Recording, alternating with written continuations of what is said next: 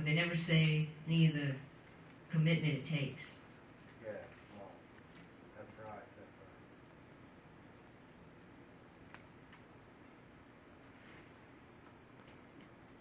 They got a faith that cost them nothing and gave them everything. But there's no believing without committing. In John 3, we read about a man named Nicodemus, who was a well-respected man of God. He admired Jesus and had for some time. Now he was ready to take the relationship to the next level, but if he wasn't public about becoming a follower of Jesus, he would lose a lot. In verse 2, we read, he came to Jesus at night. Usually, you would just bypass it and not even bat an eye at it. But read it again. He came to Jesus at night. Yeah. If he came at night, no one would know.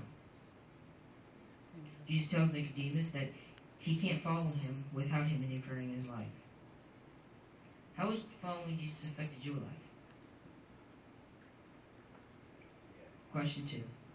Knowledge about him or intimacy about him?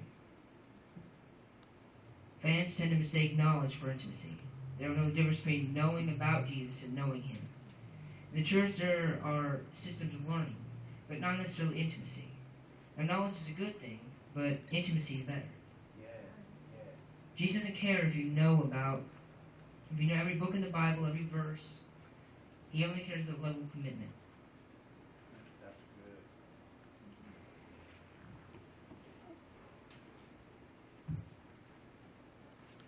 good. In Luke 7, we read about the Pharisees.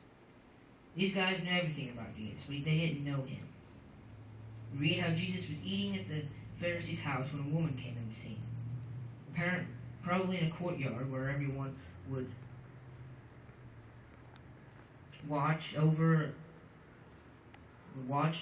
and listen in on the conversation. They started to get awkward. Verse 37 tells us she was a sinner. You can open your Bible to Luke 7, verse 37.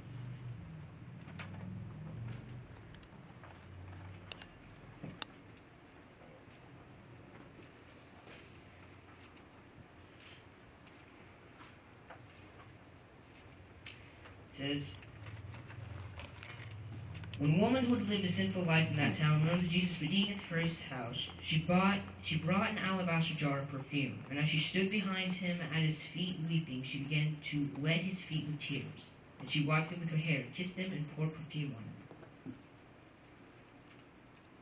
on them.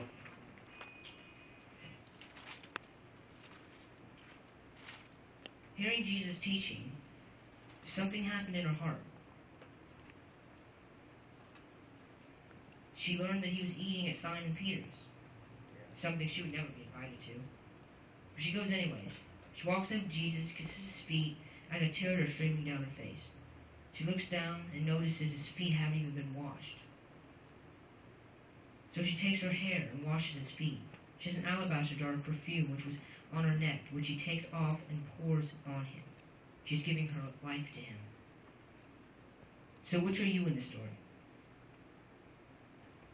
Are you Simon, who has the Messiah right at his dinner table and doesn't even wash his feet? Or are you the woman who laid down her life for Jesus? Question 3. One of many, or you're one and only? A relationship with Jesus is like a marriage. Imagine you're having a DTR talk with someone special. You say, I'm all in. And your other says, I love you too, but I have one condition. I still want to see other people.